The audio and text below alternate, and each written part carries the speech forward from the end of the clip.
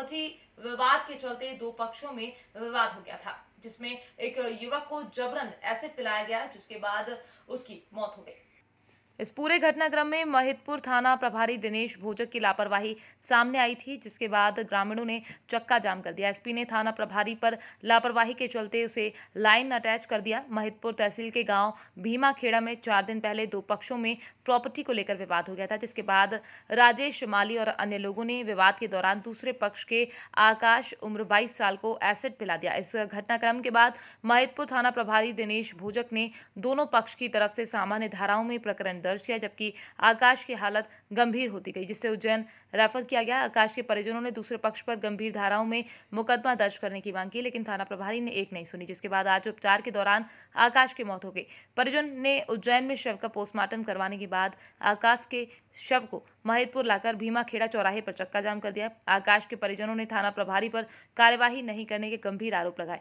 ऐसे में उग्र विरोध के बाद एसपी सत्येंद्र कुमार शुक्ला ने थाना प्रभारी दिनेश भोजक को लाइन अटैच कर दिया, जिसके बाद परिजनों ने आकाश के शव को अंतिम संस्कार किया। महिदपुर से दिनेश बगाना की रिपोर्ट।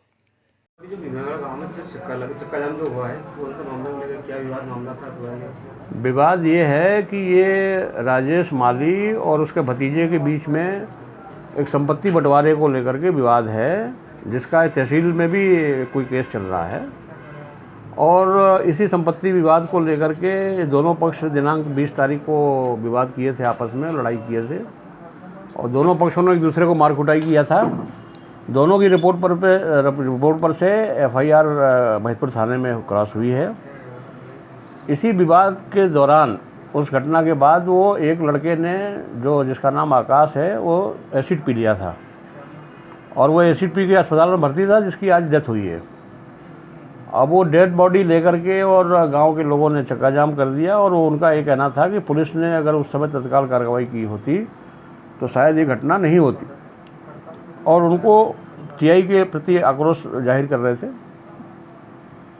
मौके पर मैंने और एसडीएम साहब ने जाकर के उन लोगों से बातचीत किया, और बातचीत करने के बाद हमारे वरिष्ठ अधिकारी पुलिस कप्तान साहब से हमने बात किया।